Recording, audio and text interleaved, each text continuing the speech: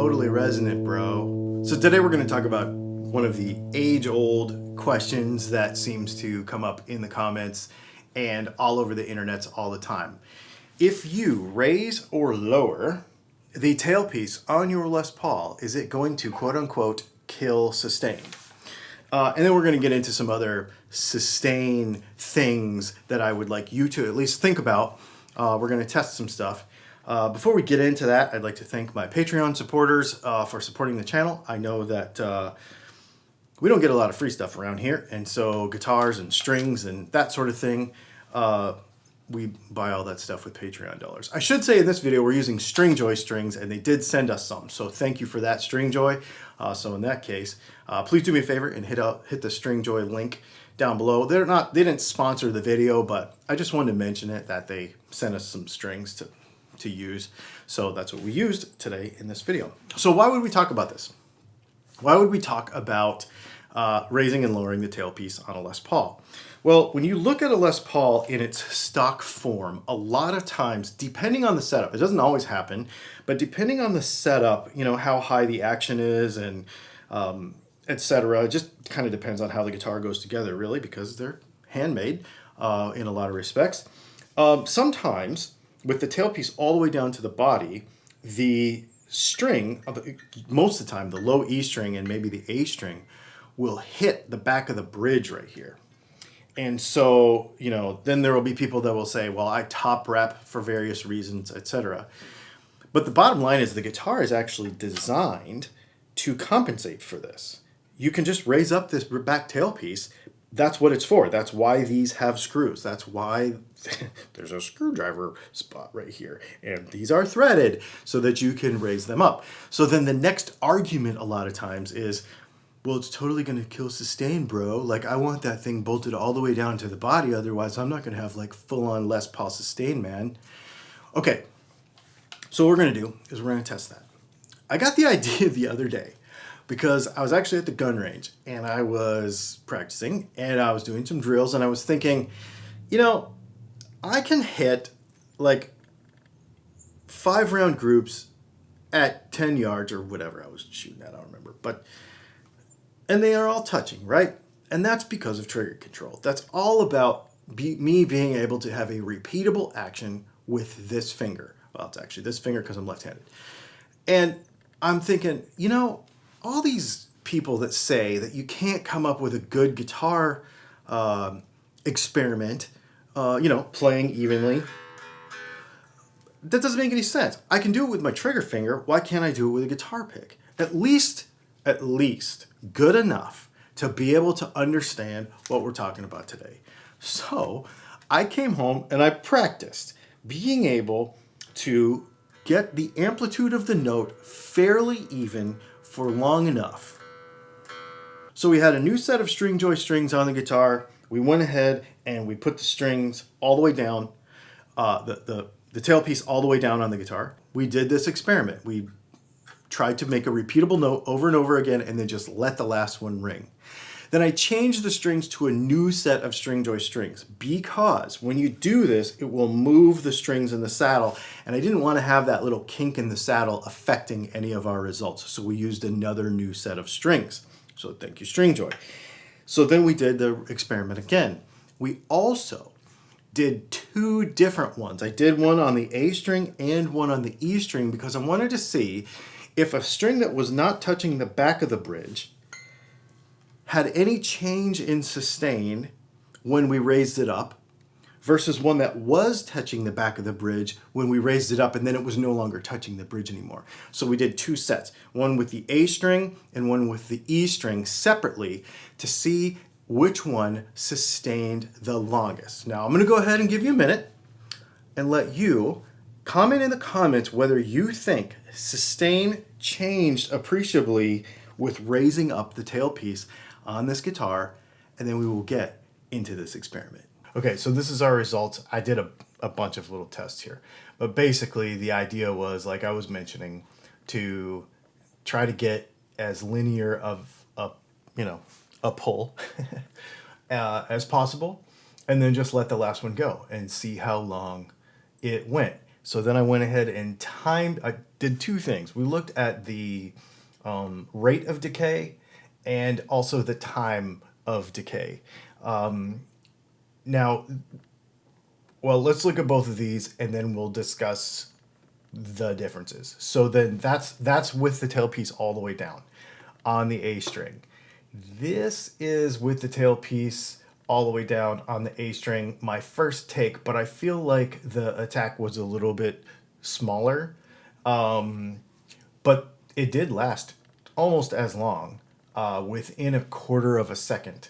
So that's pretty interesting. So I tried it again, and this was what I got. Still a little bit light, but very consistent, and still within a quarter of a second when you look at these. Now, here's the thing about this is the meaningful portion of this is from here to about here. Anything below that you don't really hear anyway. When we're looking at this entire duration from the initial attack of the note all the way to the end, which there's a little gap in it, but it actually goes out to there. And then on this track, it goes from there to all the way out to about here. And these aren't perfectly lined up either. So the bottom line is there is no meaningful difference between these two. And this is about 7 seconds, which on most guitars, I've tested this a lot because people go berserk about sustain. And 7 seconds seems to be pretty average when you look at any well set up guitar.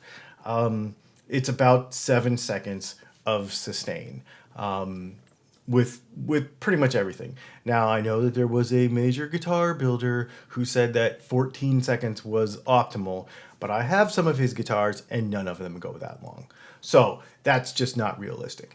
So that's the A string tailpiece up and down. Okay, so now moving on to the E string, because like we discussed earlier, that one was actually bottoming out on the bridge. So I was wondering if it was actually going to get longer a little bit because it didn't have the interference from the back of the bridge, right? So we go from here to about here, and then we look at the other one, which goes from here to about here, but that's pretty long. Basically, you look at these two and they're basically about the same. What are we saying here? Basically, this is nears makes no difference. Nears makes no difference. There is no real reason to not raise your tailpiece on your Les Paul. I know that there are different ways to do tests like this. I know that there will be people that will jump in the comments and say, you should have used X or Y piece of equipment. Just using that isn't accurate enough. But the point is this. If we can very quickly and very easily determine that there is no real appreciable difference in sustain from the tailpiece up to the tailpiece down, then it doesn't make any difference in real life anyway. If you have to get so minute with a test that it's like splitting hairs, then you're splitting hairs for the point of splitting hairs. And that's not playing guitar. That's not being a cool guitar player. That's being a troll, to tell you the honest truth. That's what that is. And so when we're talking about this stuff, we're talking about playing guitar. We're talking about enjoying the guitar, having fun, making sure that when we hit the note, that the note does what we want it to for as long as we want it to. The whole sustain thing is stupid anyways. How long does a note last in a song? I did a survey about 3 or 4 months ago on the YouTube thing and also on the on Facebook, where we tried to find the longest sustaining songs in popular music, like with one single note. And there was a Santana song that came up, but when you listen to that song, he's playing the note over and over again. So there's a bunch of things like that where you can look at it and say, okay, well, this is how they did it. And it's not sustain for sustain's sake. What do I mean by that? On top of the fact that there was no song that really went longer than 5 or 6 seconds, with a single note. The other thing you got to think about is secondary sustain. Now I call this primary sustain and secondary sustain. Let me demonstrate that to you. This is a completely dry guitar, no reverb, no nothing, and we could just say, all right, here's the amount of sustain that this guitar has.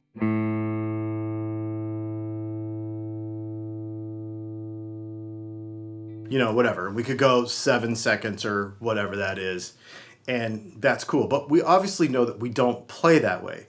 Beyond having a guitar that is mechanically correct, as far as we want to keep as much energy between the nut and the saddle as possible, so that it keeps going back and forth between the nut and the saddle, because it's a transverse wave as it travels back and forth once we pluck the string.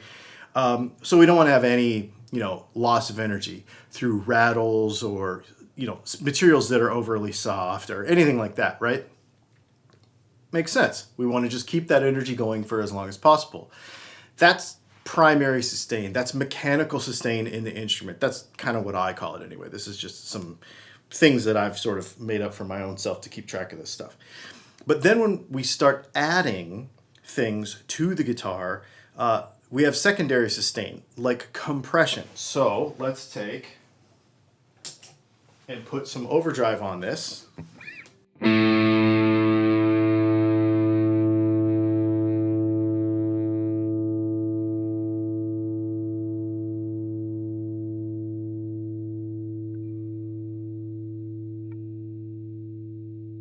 And that automatically goes longer than 7 seconds.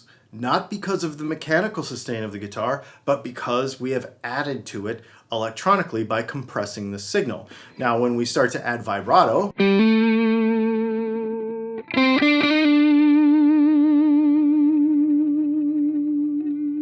or whatever technique we personally add to the guitar, then we have more control over the sustain of the guitar than the actual instrument does itself. We're doing more to affect the sustain by how we play than the actual mechanical sustain that's available in the guitar. That's why this whole how much sustain does it have, or is it killing sustain, is stupid. Because the bottom line is you are the one that's killing sustain if you don't have enough.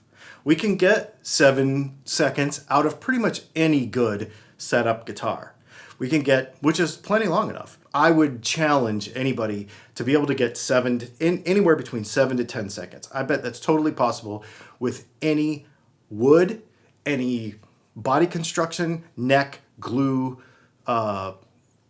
neck through, anything like that. 7 to 10 seconds is pretty much probably doable for most everything, as long as mechanically the nut, the saddles, the strings, everything mechanically is good. Then after that, whatever you add or take away from the guitar is on you. Whether it's how you process the signal or how you handle the strings. And the thing is most people aren't going to play with 7 seconds of sustain most of the time unless you're Santana. None of those notes I just played right there, even the lasted 7 seconds, because we just don't play music like that. That's why all of this is stupid. So, what does all this mean? Nothing. I mean, it's your guitar, do what you want.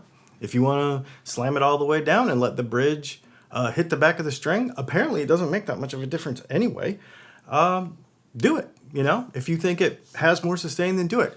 I just think the only reason I make this video is for those of you that are literally searching for a real answer and spending a lot of time or money, because I know some people will actually change bridges. They'll go to a narrower bridge. They'll actually spend money to try to fix a problem that I personally don't believe.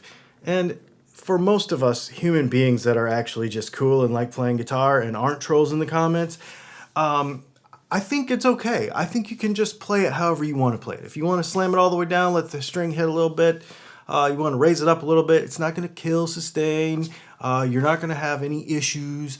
And I just hate to see people spend money on stupid stuff that doesn't make sense. You know what I mean? Like if you're going to spend $120 or whatever on a bridge so that it doesn't do that, I don't know that it's necessary, to tell you the honest truth.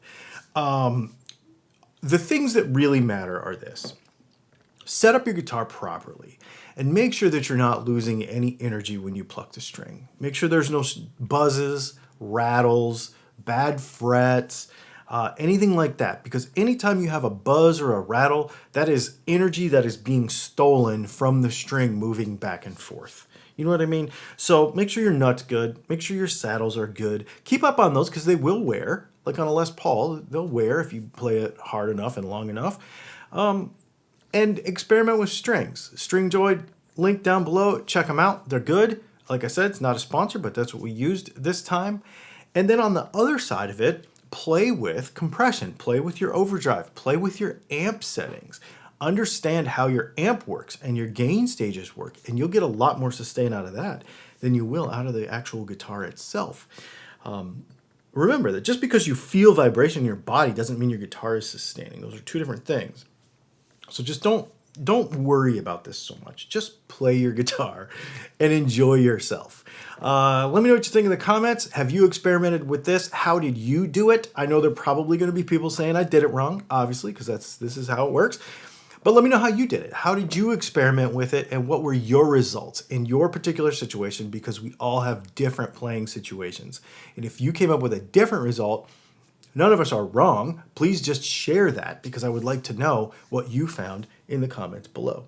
Thanks for hanging out. Like I said, thanks to our Patreon supporters, and we will see you in tomorrow's live podcast.